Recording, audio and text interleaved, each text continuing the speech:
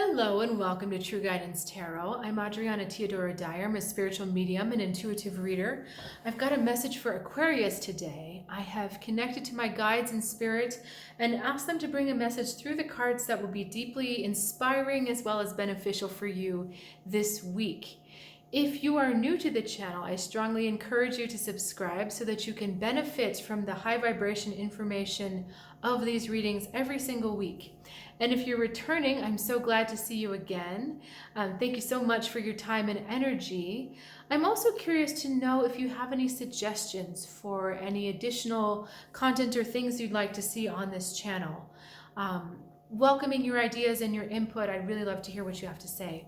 So let's get straight into your reading. So Aquarius, the universe sends you this Three of Cups energy. This is a joyful energy, definitely the feeling of connection, the feeling that you're not alone in the things that you love and the things that you're doing, and that what fires you up. This is letting you know that you're part of a bigger community, that you're part of like a spiritual kind of family of people that are sharing the same kind of things as you. Now, you're feeling disconnected from this energy. That's putting it mildly. We've got the Four of Swords here. And you see, it's like the three swords are representing these three people at the party. So 3 and 3. And you've got yours and you're just like, nope, I don't want to go to the party. I'm really on my own. And the funny thing is it's your mind that's cutting you off from this sense of community, from this sense of oneness. It's a little too much identification with that loner archetype, with having to do and be and to go at it on your own. The kind of, I've got Desperado going through my head right now. And the whole point of that song is trying to bring this guy back in to remember that he's part of a community, that he belongs other places than just out on the open road, right? But, you know, in your mind, you're kind of thinking, thinking that it's a little bit of questioning whether you belong in that community or not, whether it's right for you or whether you feel worthy of it. Not so much the latter, but trying to figure out whether it's right for you. And so there's just a little bit of looking at it. It's kind of like you go up to the house with the party and you can see the people through the windows and you're like, I'm not really sure if I should knock because I just don't know if it's right for me. So let's look at the rest of these cards. We've got the Chariot going into the Page of Pentacles, and then we've got the Star on the other side. So some of it is unconscious. A lot of what's going on is beyond your conscious mind, and it's very difficult for your conscious mind to just trust that you're in the right place at the right time with the right people. You're spending a lot of mental energy, this Four of Swords, as well as this Page of Pentacles energy.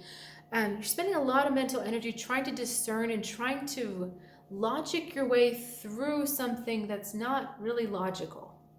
So that's always comforting, right? So the star, sorry. The Star is talking about this flow between the inner and the outer, the earth and the universe, the self and the collective.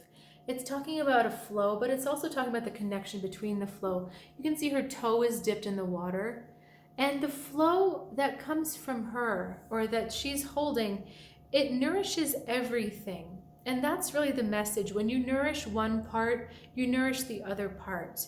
When you nourish the self, you're actually nourishing the collective. When you nourish the collective, in some sense, you're nourishing the self. And it's not logical. We can't really understand why and how that's happening. You're trying your best to figure it out. And I just find this image kind of comical. You have this gorgeous card here, this vulnerable, gorgeous card that is so connected and vulnerable in the innocence of that connection. So it's not a place that you really want to analyze because she's so vulnerable. But yet you're trying to figure it out as if it's an object, as if it's something that can be figured out rather than felt. And part of it is because something in the universe pushes you much further than you thought you could be going, than you thought was possible for you. This Chariot energy, I feel, is to some extent external. I'm not feeling the willpower. I'm not feeling that it belongs to you. I'm feeling that it's actually generated from outside of you. And what's really interesting is we have all this light. So there's a little shadow of light here on this card, like a little sunrise or sunset. We've got all this light around her, and then these two lights here.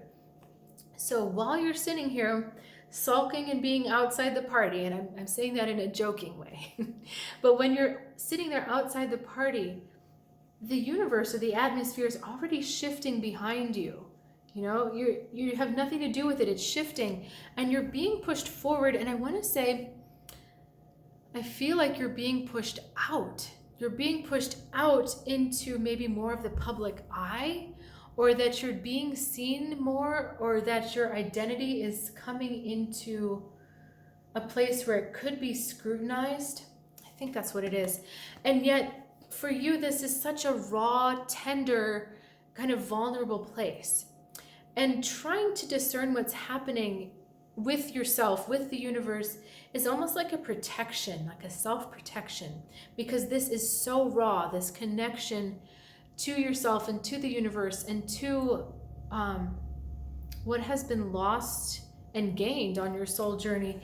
That rawness of everything you've been through is just so it's so raw that you don't want to be pushed. You don't want other people to see it before you're ready for other people to see it. And this reluctance we're feeling is just a protection. That's all it is. You're just trying to protect what's so vulnerable. But the thing is, these cards are trying to assure you that you are strong enough to be seen, that you are intact enough to be seen, that there's really no more healing that has to be done. These two pictures become the two horses on her card, and they just spring forward, the light and the dark, the feminine and the masculine, or what this would be, feminine and masculine. Thinking of the yin yang, the dark side is the feminine. So you've got all of that together, you've got all that integrated, and you're being shot forward. And just know that when you are shot forward, you're actually welcomed and embraced by other people that are sharing a similar life and soul purpose to yours. You're expecting to be shunned on the outside, which is why you're kind of like, I don't really know if this path is for me. But they're saying you're actually going to be embraced more than you're shunned, because you're already doing this to yourself. But the idea is that you're riding towards this. The universe is pushing you towards this, which is, I mean, it's awesome, but it involves you really being okay with being seen, with coming out of the closet in a way, and with embracing who you are and knowing that it's okay. Like, that's really it. Like, who you are is okay. What you've been through is okay. All of that. Everything that has made you what you are, it's all okay. So I'm going to close that there. If you have questions, please let me know. And I wanted to let you know that I'm still offering my solstice/New Year's reading for about another week. I was going to do predictive readings for each sign, but then I thought, no, it's much better coming from a personal, because otherwise things can get a little bit tangled and hairy. So if that's interesting to you, there's a link in the description below, or you can check out my website, trueguidancetarot.com. I'll look forward to seeing you next time, and have an awesome week.